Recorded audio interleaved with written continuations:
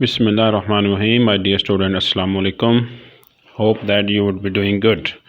So we are studying about the compilation of the hadith. Today we are going to study the next phase of compilation, and today's lesson is lecture number 8.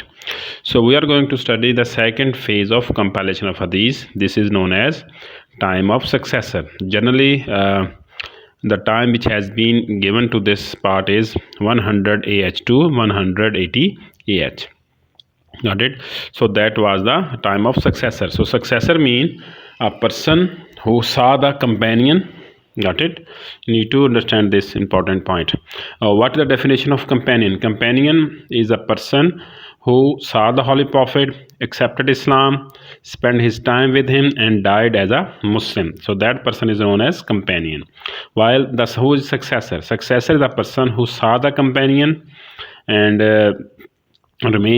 spend time with him, and in the end actually he died as a Muslim. So they are known as successor.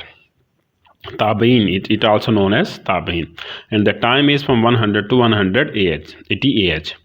Companion spread the teaching of hadith in all parts of Islamic empire. Got it? We have studied that actually companions spread in the different cities of the Islamic State, where they used to go and spread the hadith and transmit the hadith. People used to come to them. They used to listen the hadith. They started to memorize the hadith. So this is how hadith was spread in the all area of the earth. So whenever people used to sit with the companion, they used to memorize the hadith and act upon the words of the Holy Prophet, peace be upon him. So this is how hadith became the integral part of their life, of the successor or of the Muslim. So the people actually who were more devoted and passionate towards studies, they chose to be the transmitter of hadith in the next generation. So these people actually who heard from the companion of the Holy Prophet, they started to become the authorities in the hadith. They have devoted themselves.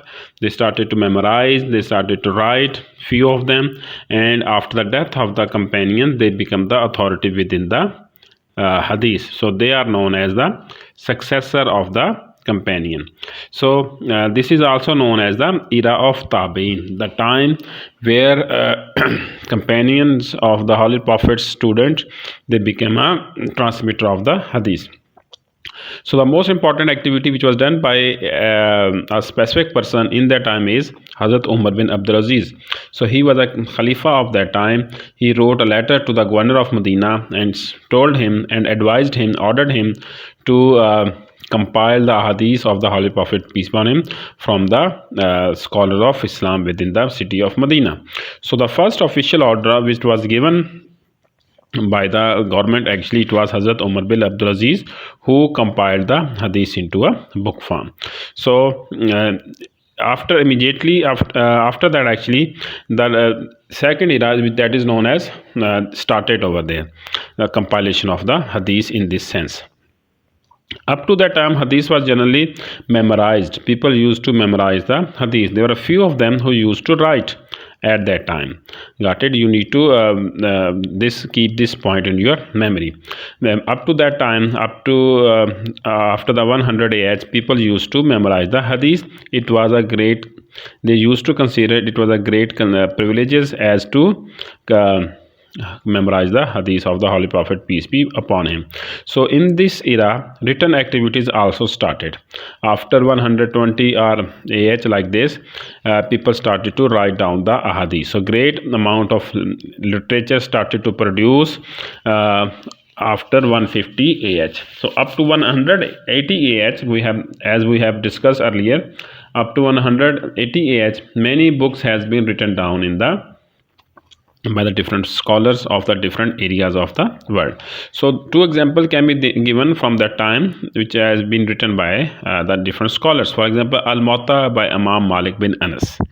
So Imam Malik bin Anas, he was a person who used to live in Medina. He was a great scholar of Islam. People used to come to him to learn, to understand, to memorize the hadith of the Holy Prophet, peace be upon him. He compiled the book of hadith that is given name Al-Muwatta. Al-Muwatta by Imam Malik. This is one of the important book of that time. Secondly, another book was written down by Imam Ahmad bin Hanbal. His book name is Musnad by Imam Ahmad bin Hanbal, one of the greatest work of compilation of hadith of that time, of the time of successor. Got it? So these two books were very much important, and they got everything in it as far as hadith is concerned. So up to that time, hadiths were not discriminate in authentic hadith or less hadith. So because they have only one mission in their mind, whatever they used to hear as the word of the Holy Prophet, peace be upon him, they used to write it down in their books without making any difference, without making any discriminate whether that is hadith authentic or not. So not only these two people, but also there were many other people who also started to write down the hadith. So there was no difference among the hadith. They used to write down the hadith, whatever they used to hear from anyone with the name of the words of the Holy Prophet, peace be upon him. So mean that actually up to that time hadiths were mixed up.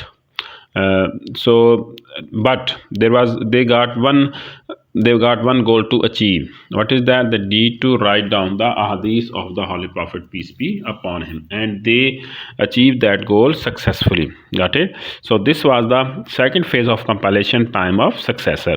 So inshallah tomorrow we are going to study the third phase of the hadith, that is known as successor of successor. Until then, Allah Hafiz.